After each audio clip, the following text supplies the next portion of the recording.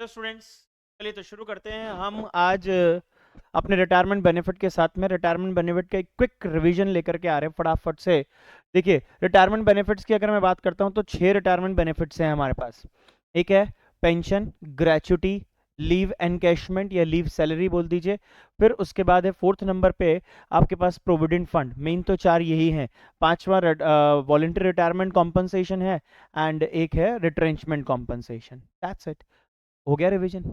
Sir, revision करवाओ ढंग से।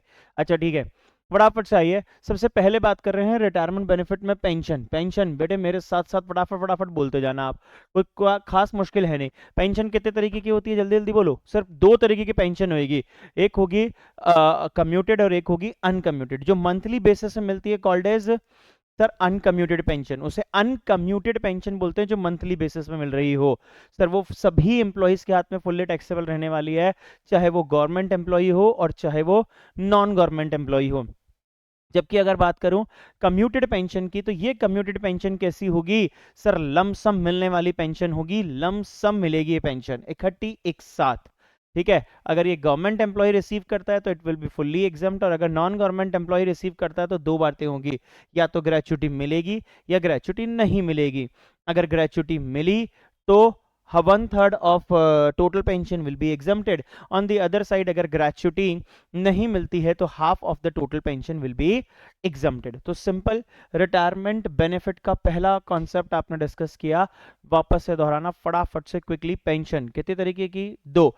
एक uncommuted fully taxable monthly basis में मिलती है, क्योंकि एक हमारे पास कौन सी है सर? कम्यूटेड इकट्ठी एक साथ लमसम पेंशन हमने रिसीव कर ली। लमसम रिसीव कर ली तो दो बातें होंगी, government employ fully exam, non government employ के केस में, नॉन गवर्नमेंट के केस में दो बातें, या तो ग्रेचुटी मिलेगी, मिली तो 1/3 ऑफ टोटल पेंशन, और नहीं मिली तो half of total pension will be exempted.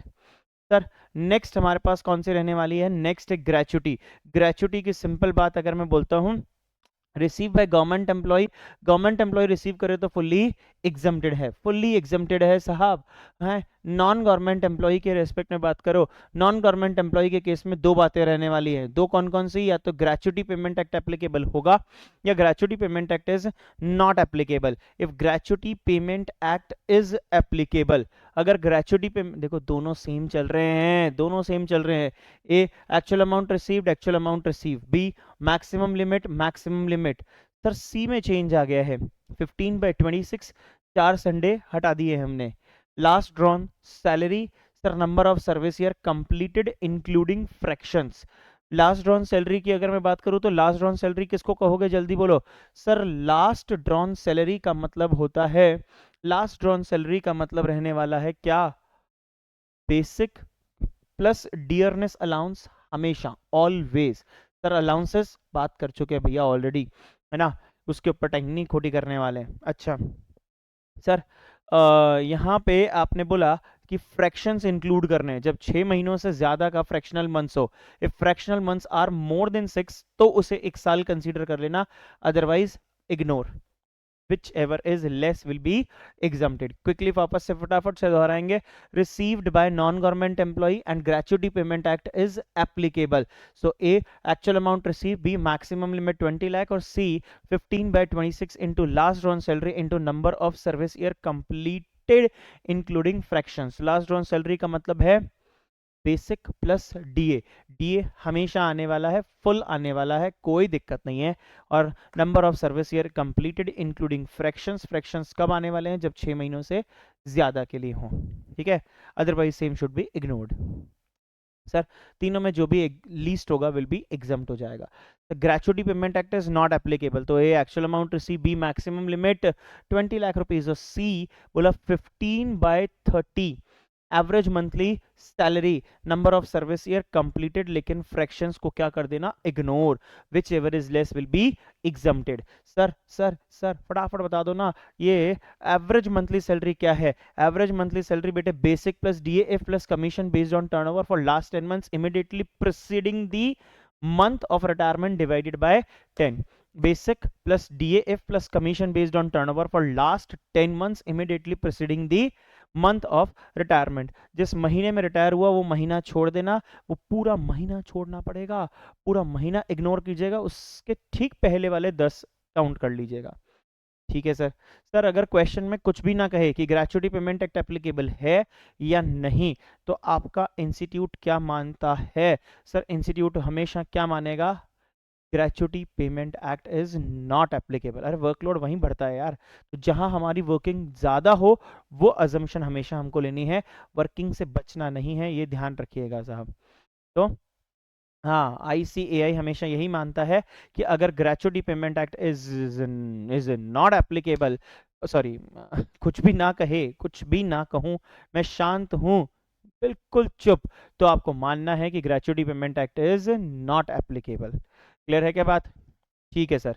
Sir उसके बाद बोल रहे हैं DA का मतलब क्या है? DAF का मतलब है अगर वो रिटायरमेंट बेनिफिट के साथ हो या सैलरी के साथ में जुड़ा हुआ हो, फॉर्मिंग पार्ट हो या इन टर्म्स हो, तो आपको DAF मानना है। ये सब आप क्वेश्चन में सीख चुके हो यार, ये पॉइंट दोहराने के नहीं है, ठीक है ना सर। मैक्सिमम लिमिट 20 लाख रुपए, ये याद रखना है।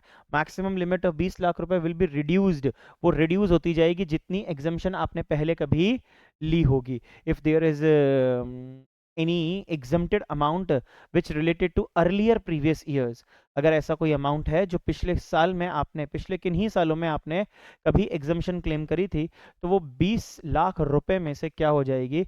लेस हो जाएगी, रिड्यूस हो जाएगी, कर देंगे। फिर बोल रहे हैं leave encashment. What is leave encashment? Leave encashment किसको बोलेंगे साहब? सर कौन है लीव एनकैशमेंट, जल्दी बताओ एनजी बेटे।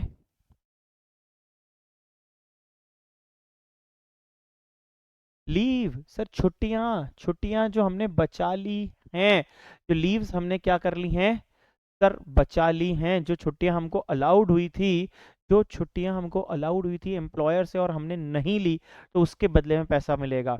अगर ड्यूरिंग द जॉब मिलता है तो इट विल बी टैक्सेबल। अच्छा, ग्रेचुटी कुछ क्वेश्चंस है ना कई बार देखने को मिलते हैं एग्जाम के अंदर, वो क्या बोलते हैं कि ग्रेचुटी मिल गई साहब ड्यूरिंग द जॉब। अरे ड्यूरिंग द जॉब अगर ग्रेचुटी मिल गई तो भैया क्या कर देंगे सर? फुल्ली टैक्सेबल कर देंगे, ठीक है सर। डेथ पर ग्रेचुटी मिली तो ऑब्वियस है एम्प्लॉय को तो नहीं मिलेगी, एम्प्लॉय जो होगा उसका कोई नॉमिनी बना हुआ होगा उस पर्सन को मिलेगी, तो फिर वो अदर सोर्सेज में चली जाएगी, यहाँ नहीं आएगी, क्योंकि जिसको मिल रही है वो एम्प्लॉयर एम्प्लॉय रिलेशनशिप में कवर्ड नहीं हो रहा है। तो डेथ के केस में अदर सोर्सेज में बात करना, और अगर मैं बोलता हूँ किसके रिस्पेक्ट में सर, अगर एम्प्लॉय को मिल रही है ड्यूरिंग दी जॉब तो वो टैक्सेबल हो जाएगी, ग्रेचुटी है ना। और लीव एनकैशमेंट या लीव सैलरी, वो भी ड्यूरिंग दी जॉब हो तो फुल्ली टैक्सेबल कर दी जाएगा सर। ऑल एम्प्लॉयज, चाहे गवर्नमेंट एम्प्लॉय चाहे non government employee sir, if received at the time of retirement, अगर at the time of retirement हम रिसीव करते हैं तो ऐसे केस में क्या रहने वाला है जी? ऐसे केस में क्या रहेगा? तो ऐसे केस में अपने को एक चीज याद रखना है, तो अपने को साहब इसके केस में भी वही याद रखना है सर, गवर्नमेंट एम्प्लॉय मिले तो फुल्ली एग्जम्प्ट कर देना, नॉन गवर्नमेंट एम्प्लॉय हो तो 1 2 3 4 A actual amount, B maximum limit 25 lakh, C 10 months into average monthly salary, or D cash equivalent for unaway leaves, whichever is less will be exempted। Sir average monthly salary का क्या करें? अरे same है क्या? बिल्कुल same है क्या बेटे? Basic plus DA plus commission based on turnover for last 10 months immediately preceding the date of retirement. यहाँ डेट याद रखिएगा, ठीक है सर। ग्रेचुटी के केस में तो देखो, ग्रेचुटी में मंथ था, यहाँ पे डेट है, ठीक है। कैश इक्विवेलेंट वो 4 स्टेप्स आपको फॉलो करनी ही है, वो आप क्वेश्चंस में बहुत कर चुके हैं, आपके पास सब है। 30 डेज और leaves allowed by employer whichever is less. Sir जो स्टेप 1 में आया उसको number of service year completed से मल्टीप्लाई किएगा, ignoring fractions. Leave actually taken लेंगे, अगर टेकन गिवन नहीं है क्वेश्चन के अंदर तो निकालेंगे। कैसे कैलकुलेट करेंगे? Actual leaves allowed by employer through out the year, जितना भी हमारे को दिया हुआ है उतने साल के रेस्पेक्ट में निकाल लेंगे ये। लेट्स सपोज वो 40 छुट्टी देता है और उसने 20 साल काम किया, तो 40 इंटू 20 कीजिएगा, ठीक है ना? ये पूरे स्पेन के रेस्पेक्ट में आएगा, पूरे जॉब के रेस्पेक्ट में। एंड देन आफ्टर फिर बोल रखा है अपने को अनअवेल्ड लीव्स, क्या बोल दिया है? Unavailed leaves. अच्छा, और कैश इक्विवेलेंट आ जाएगी स्टेप नंबर 2 में से step number 3, divide by 30 into average monthly salary. सब क्लास में ऑलरेडी हम डिस्कस कर चुके हैं, मुझे सिर्फ कॉन्सेप्ट के ऊपर बात करनी है ताकि एक बार वो सारी चीज़ें रिकॉल हो जाए। बेसिक क्वेश्चन सारे कराए हुए हैं, आप प्लीज़ उसे रेफर कीजिएगा, वो ज़्यादा अप्रोप्रिएट होगा। प्रोविडेंट फंड, प्रोविडेंट फंड क्या बेटे? 1 2 3 4, कितनी चीजें हैं? 4। एक है हमारे पास स्टैच्यूटरी प्रोविडेंट फंड, जो एक्सक्लूसिवली किससे रिलेट करता है? गवर्नमेंट एम्प्लॉइज से। एम्प्लॉइज कंट्रीब्यूशन डिडक्शन मिलेगी 80C में। सर, एम्प्लॉयर का contribution fully exempt, interest fully exempt और लमसम विड्रॉ भी फुल्ली एग्जम्प्ट, क्योंकि गवर्नमेंट है ना, सरकारी कर्मचारी, एग्जम्प्ट है साहब। Recognised provident fund RPF, RPF में एम्प्लॉयज का कंट्रीब्यूशन अगर है तो 80C में डिडक्शन मिलेगी। एम्प्लॉयर का कंट्रीब्यूशन है तो एग्जम्प्ट होगा 12% ऑफ सैलरी। सर, अगर इंटरेस्ट ऑन पीएफ है तो exempt up to 9.5% per annum तक, और लमसम विड्रॉन है तो इफ कंडीशंस आर सेटिस्फाइड, वो 5 साल वाली बात थी, फुल्ली एग्जम्प्ट है। अदरवाइज ट्रीटमेंट कैसे रहने वाला है? यूआरपीएफ की जैसे। और यूआरपीएफ क्या बोलता है कि एम्प्लॉयर का कंट्रीब्यूशन और इंटरेस्ट जो होगा, एम्प्लॉयर का कंट्रीब्यूशन और इंटरेस्ट जो होगा वो इनकम फ्रॉम सैलरी में टैक्सेबल करना, जबकि इंटरेस्ट ऑन एम्प्लॉयज कंट्रीब्यूशन को अदर सोर्सेज में ले जाना। सर, अनरिकग्नाइज प्रोविडेंट फंड, क्योंकि इसमें कमिश्नर ऑफ इनकम टैक्स की रिकग्निशन नहीं मिली हुई है, उसका आशीर्वाद नहीं मिला हुआ है, तो क्या अज्यूम करेंगे कि हमको इनकम टैक्स में बेनिफिट नहीं मिलने वाला?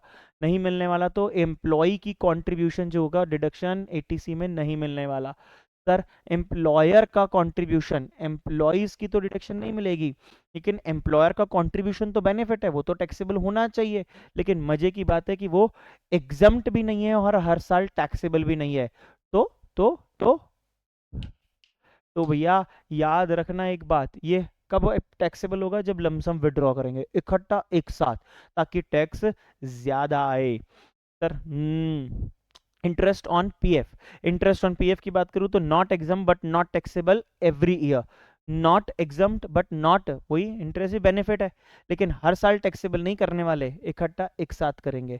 क्या ट्रीटमेंट है इकट्ठा एक साथ के लिए? बोल दिया एम्प्लॉयर का जो कंट्रीब्यूशन है और इंटरेस्ट उसके ऊपर जो इंटरेस्ट है उसका, एम्प्लॉयर के कंट्रीब्यूशन का, वो जाएगा इनकम फ्रॉम सैलरी के अंदर, और interest on employees contribution will be taxable under the head income from other sources. अरे बेटे सुन रहे हो क्या? है ना, सिंपल बात है।